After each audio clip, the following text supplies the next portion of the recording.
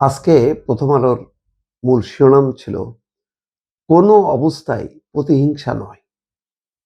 তিনি কালকে বলেছেন এই কথা, বলেছেন ঐক্য স্থাপিত হইতে হবে সব স্তরে।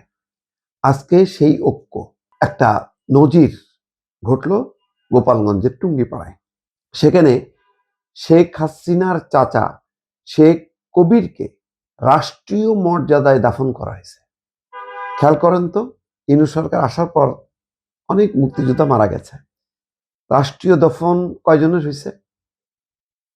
মানে মুক্তিযোদ্ধাদের অনেকেই বা অধিকাংশই বলা যায় কোনো না কোনোভাবে আওয়ামী লীগ বা অন্যান্য সহযোগী নানা সংগঠনের সাথে যুক্ত।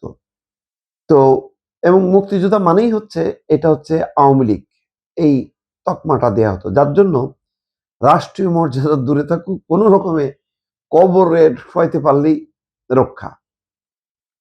এরকম আওয়ামী লীগের অনেকেই মারা গেছে, কিন্তু রাষ্ট্রীয় মর্যাদা পায় নাই।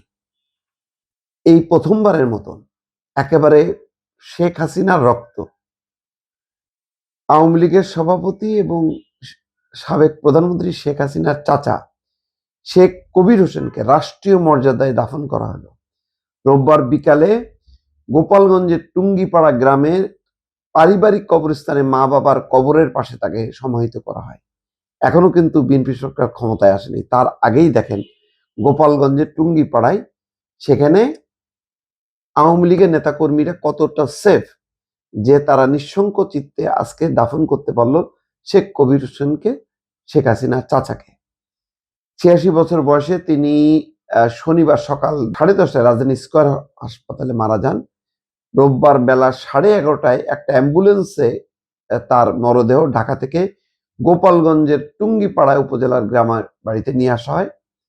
তারপরে সেখানে দেখেন টুঙ্গিপাড়া কোটালীপাড়া আসনের নবনির্বাচিত এমপি এস এম জিলানি, জেলা বিএনপির আহ্বায়ক শরীফ রফিকুজ্জামান, শেখ কবিরের ভাই শেখ নাদির হোসেন লিপু, পরিবারের সদস্য, আত্মীয় স্বজন, পুলিশ প্রশাসনের পদস্থ কর্মকর্তা, মুক্তিযোদ্ধা এবং স্থানীয় গণ্যমান্য ব্যক্তিরা তাকে দাফন করে। চিন্তা করেন যে এইটা হইল ইউনূস সরকারের আমলেই হইল। ইউনূস সরকার এবং বিএনপি সরকারের মাঝামাঝি সময় আসে, তার মানে হাওয়াটা কিন্তু আসলে ঘুরতেছে। সেই কোনো কিছুতে হইলেই মানে আওয়ামী লীগ জ্বালায় দাও, পুড়ায় দাও, এই অবস্থাটা নেই। আজকে এই শেখ কবির হোসেন অত্যন্ত লাকি। এইরকম ঘটনা যদি আরো 2-3 মাস আগে ঘটতো, যেখানে এইভাবে মর্যাদা দেয়া হয়েছে, ওই দেখা গেল যে কবরের মানে ওই লাশ তুলে জ্বালাই দিত অথবা কবর তছনছ করে ফেলা হতো। এই হিংসার চর্চাটা আমরা দেখছি, যার জন্য মানুষ এখন এই হিংসা থেকে মুক্তি পেতে চায়। আজকে এই মুক্তির একটা নিদর্শন আমরা দেখলাম গোপালগঞ্জের খোদ টুঙ্গিপাড়ায়।